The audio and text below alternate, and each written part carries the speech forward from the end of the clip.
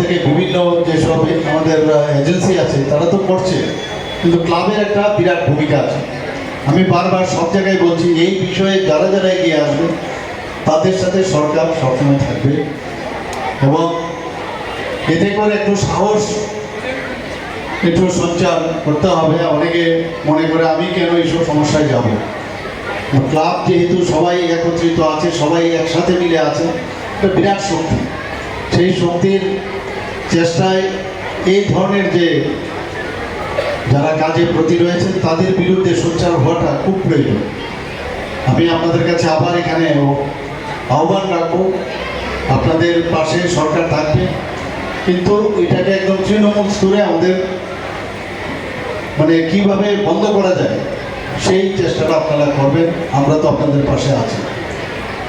এখানে বিভিন্ন যেসব যে উদ্যোগ এই ক্লাবের তরফ থেকে সারা বছর নেওয়া হয়, এখানে আজকে আমার খুব ভালো লাগলো যে হর ঘর তিরঙ্গার বিষয় এখানে উঠে এসছে। আমরা মাননীয় প্রধানমন্ত্রীজি গত 2 বছর আগে উনি আমাদের কাছে আহ্বান রেখেছিলেন সারা ভারতবর্ষে মানুষের কাছে যে হর ঘর তিরঙ্গা, আমাদের প্রতিটি ঘরে ঘরে আমাদের তিরঙ্গা উত্তোলন করতে হবে।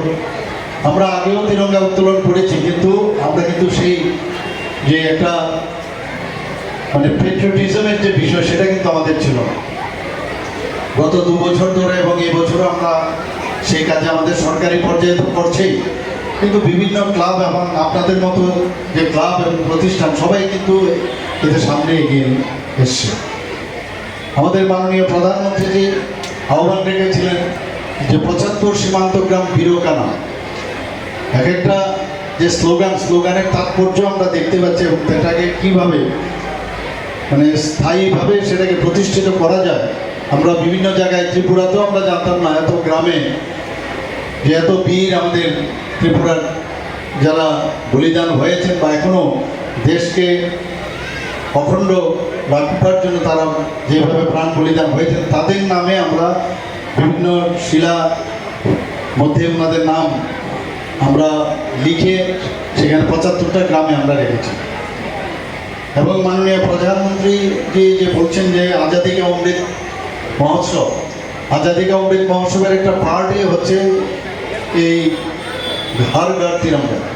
আজকে আমি এখানে ঢুকবার আগে আমাকে বলা হলো যে 2-3টে বাড়িতে আপনি যাবেন, সেখানে আমি এই এলাকায় আমি যখন এই তিরঙ্গা নিয়ে ওনাদের সাথে কথা বলছিলাম, ওনারা অত্যন্ত উৎসাহের সাথে তারা দেখলাম যে আপ্লুত।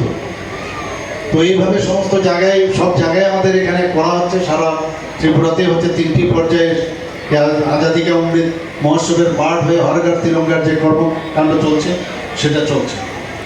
এখানে এই ক্লাবের আমার কাছে যা তো এই সামাজিক কর্মসূচির মাধ্যমে এই নেশার বিরুদ্ধেও আমাদের জাগরণ করতে হবে। মাননীয় মুখ্যমন্ত্রী কয়েকদিন আগেও বক্তব্যে উল্লেখ করেছেন যে জিরো টলারেন্স, এর সঙ্গে যারা জড়িত, আমাদের যুব সমাজকে যারা ধ্বংস করার প্রচেষ্টা করছে তাদেরকে রেহাই করা হবে না।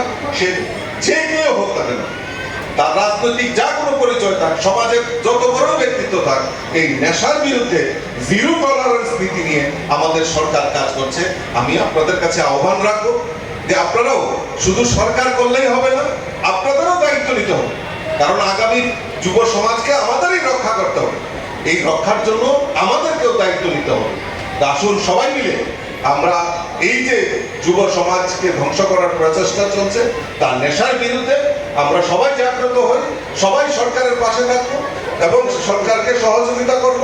সরকারও আপনাদের পেছনে থেকে এই যারা নেশার সঙ্গে আমাদের যুব সমাজকে ধ্বংস করছে তাদেরকে নাশ করার জন্য আমাদের সরকারও আপনাদের পাশে থাকবে।